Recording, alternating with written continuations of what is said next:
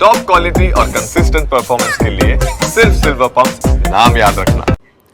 તો આ તરફ કચ્છની વાત કરીએ કે જ્યાં કોટડા ચકાર ગામે જર્જરિત પુલે લોકોની ચિંતા વધારી દીધી છે, કેમ કે આ પુલ પરથી સ્થાનિકો દરરોજ પસાર થતા હોય છે, તેમના જીવને જોખમ રહેલું છે। જર્જરિત પુલ પર લોકો જોખમ ખેડી પસાર થાય છે। રાજ્યમાં બ્રિજની દુર્ઘટના બનતા તંત્ર બંધ કરી દે છે પુલ। વૈકલ્પિક માર્ગ વગર જ પુલ તંત્રે બંધ કરતા મુશ્કેલી। ડાયવર્ઝન દૂર હોવાથી નદીના પટમાંથી લોકોની અવરજવર। પુલ નજીકનું દબાણ દૂર થયા બાદ પણ નથી બન્યો નવો પુલ।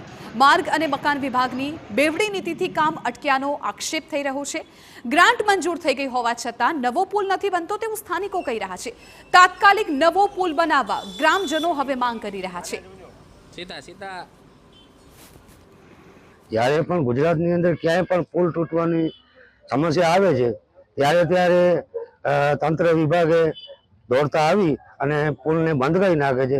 હજારોની સંખ્યામાં વસ્તી છે, એને આવ જાવમાં તકલીફ પડે છે અને તમારા ડાયવર્ઝન છે જે બહુ જ ખરાબ સ્થિતિમાં છે। એનામાંથી હોન્ડા પણ નીકળી શકે એમ નથી અને મારી માંગણી છે સરકાર પાસે કે તાત્કાલિક ધોરણે આ પુલનો કાંઈ પણ રસ્તો કાઢી અને નવો બનાવે। આજે 2021-22 થી આ પુલ જર્જરિત થયા પછી સરકાર શ્રી તરફથી પુલ મંજૂર કરીને જે ગ્રાન્ટ આપવામાં આવી અને એજન્સી પણ નિમવામાં આવી, પણ જે તે વખતે જગ્યાનો અભાવ હતો એટલે વર્ક ઓર્ડર ને બધું કેન્સલ થઈ ગયા। જ્યારે આ પુલ બંધ કરવામાં આવે છે ત્યારે આથમણાવાસ, સણુસરા, કૈલાસનગર બધા ગામના લોકો છે, ઉગમણાવાસ છે, વેપારનો હબ છે, એ લોકોને આવવા જવા માટેની એટલી મુશ્કેલી પડે છે, જેનો જવાબદાર આ સરકાર